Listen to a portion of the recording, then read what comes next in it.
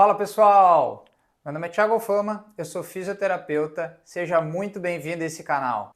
E hoje a gente vai abordar um tema muito comum, aquela famosa dor no ciático, que é aquela dita dor que irradia para a nádega, para a coxa, algumas vezes para a panturrilha e até o pé. O que grande parte das pessoas não sabe é que na maioria das vezes o ciático ele não é responsável por essa dor. A maioria dessas dores irradiadas, principalmente para a nádega e para a coxa, elas são decorrentes de outras estruturas que a gente tem em volta da nossa coluna ou até mesmo no quadril. Por isso que em vez de generalizar e dizer dor ciática, o correto seria dizer dor na perna decorrente da coluna. Então eu vou te explicar o que realmente é uma dor ciática verdadeira, que, como eu falei, o correto é dor na perna decorrente da coluna, o porquê que ela recebeu esse nome, né, de dor ciática, o que seria uma falsa ciatalgia, as principais causas, os sintomas e o tratamento. Tudo isso em 10 minutos. Então, se você é novo aqui no canal, aproveita para se inscrever, já ativa o sininho para não perder nenhum conteúdo novo, vai deixando as dúvidas e comentários aqui embaixo no vídeo e já encaminha esse vídeo para aquele seu amigo, familiar que você acha que tem dor no ciático. Primeiro vamos definir o termo, tá?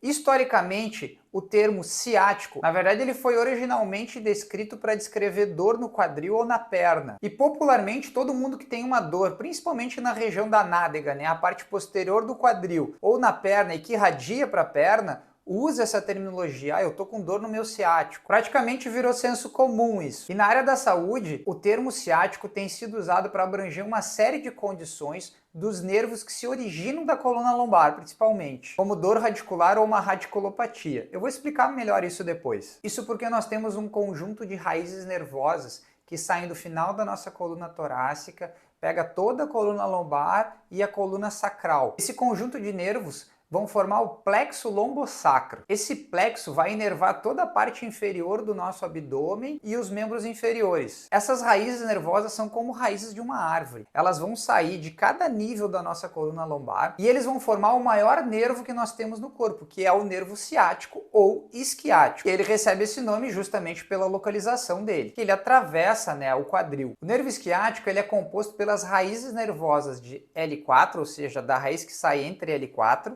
L5, S1, S2 e S3. Esse nervo ele vai descer ao longo da nossa perna e depois ele também vai se ramificar novamente, se dividindo em outros nervos. E ele é responsável por controlar vários músculos da nossa perna. E como eu disse no início do vídeo, em vez de dizer dor ciática, o correto é a gente dizer dor na perna relacionada à coluna. Porque além do nervo ciático, nós temos outros nervos e outras estruturas que podem estar relacionadas a essa dor, não generalizando o ciático como o único responsável por essas dores. Além disso, a gente vai categorizar esse tipo de dor para entender qual estrutura está causando essa dor ou os sintomas. Nós podemos ter uma dor referida somática, que é um estímulo que o corpo interpretou como nocivo das terminações nervosas, em estruturas como o disco, como a articulação entre as vértebras, os músculos, o tecido miofacial ou tendões. Para quem não sabe o que é um estímulo nociceptivo, clica no card aqui no vídeo ou no link aqui na descrição para assistir o vídeo que eu fiz sobre dor. Esse tipo de dor, ela normalmente acontece na região das nádegas ou na coxa, e é o que normalmente a gente chama de uma falsa ciatalgia, porque não é o nervo ciático que está causando essa dor. Um dos exemplos mais comuns disso são pontos gatilhos musculares, que também vão gerar dores irradiadas.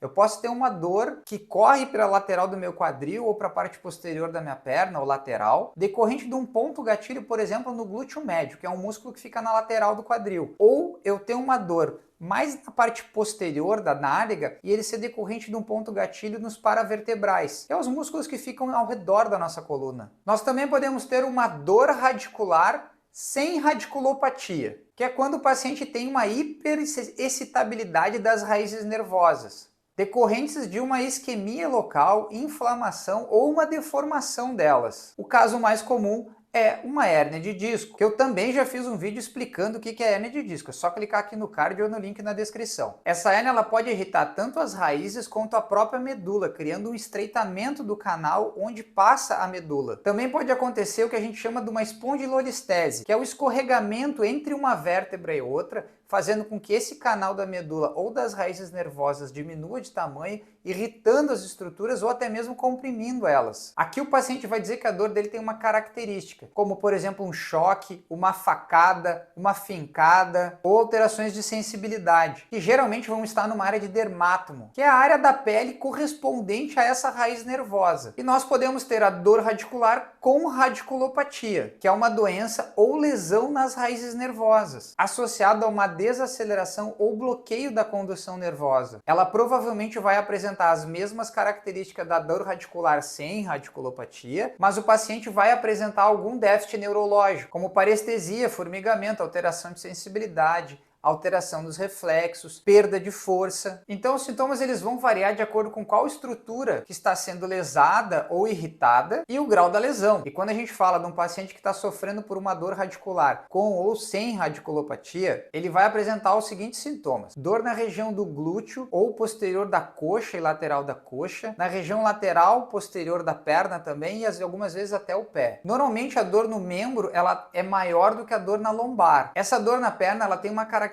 de ser uma sensação em choque ou em queimação. Normalmente ela acontece em apenas uma das pernas. Em casos mais graves, como uma hérnia maior ou dependendo da região, o paciente pode até perder o controle esficteriano, ou seja, ele não consegue mais controlar o xixi nem o cocô. Mas isso normalmente quando uma hérnia está mais extrusa, o processo inflamatório muito agudo. Esse é um caso mais grave que a gente deve procurar um hospital o quanto antes. Geralmente essa dor melhora quando o paciente está deitado. A dor ela piora quando o paciente senta, fica muito tempo sentado, porque toda a pressão vai em cima da coluna lombar e é muito ruim para esse paciente espirrar ou tossir, porque gera uma pressão abdominal muito grande e pode irritar essas raízes nervosas. O profissional da saúde que vai atender, vai receber esse cliente, esse paciente, ele vai realizar uma avaliação onde ele vai comparar esses relatos dos sintomas do paciente com exames de imagem e com um teste físico, onde ele vai testar algumas estruturas para identificar a causa dessa dor e qual estrutura que está causando ela. Esse teste clínico, essa avaliação clínica, ela pode incluir testes de mobilidade, testes de força, reflexo, sensibilidade e alguns testes provocativos.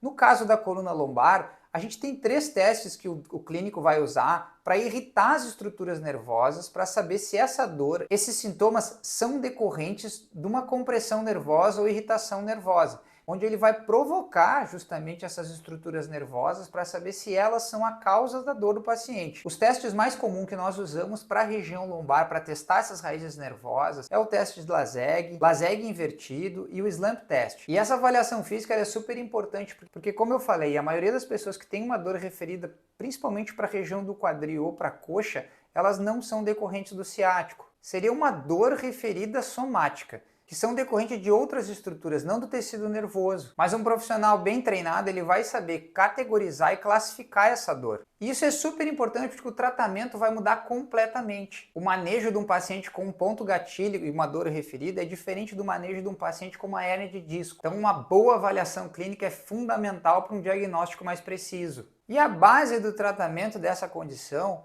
é a fisioterapia, que é o tratamento conservador. E a duração desse tratamento também vai variar de acordo com cada caso. Por exemplo, se eu tenho uma dor na perna que ela é decorrente de uma origem nociceptiva, articular, das facetas articulares entre cada vértebra, o tratamento pode se resumir a 1 ou 2 sessões de fisioterapia ou quiropraxia. Num caso inflamatório, ela pode durar às vezes 1 a 2 semanas, e uma hérnia de disco, os sintomas eles vão durar semanas e até meses. O médico ele pode associar o uso de medicamentos analgésicos, anti-inflamatórios, alguns corticoides, pode optar também por algum tipo de bloqueio anestésico para trazer uma melhor qualidade de vida para esse paciente. E sim, em alguns casos, o tratamento vai ser cirúrgico, porque essa hérnia pode estar comprimindo a raiz nervosa e fazendo com que um paciente tenha uma perda neurológica. E nesse caso, sim, a cirurgia talvez ela seja o mais indicado. Mas na grande maioria dos casos, o tratamento conservador é a primeira opção. Alguns estudos demonstram que o paciente que opta, por exemplo, por um procedimento cirúrgico, no caso de uma hérnia, ele vai apresentar uma melhora mais aguda dos sintomas. Mas a partir da 12ª semana, a diferença entre o tratamento conservador e o tratamento cirúrgico, ela começa a se igualar. E comparando o paciente pacientes que fizeram o tratamento cirúrgico conservador depois de 1 ano, o resultado é praticamente igual. Ou seja, não vale a pena se expor ao risco de uma cirurgia. É claro que a gente sempre deve levar em consideração a qualidade de vida do paciente. No caso do tratamento conservador dentro da fisioterapia, pode ser utilizadas técnicas de mobilizações e manipulações articulares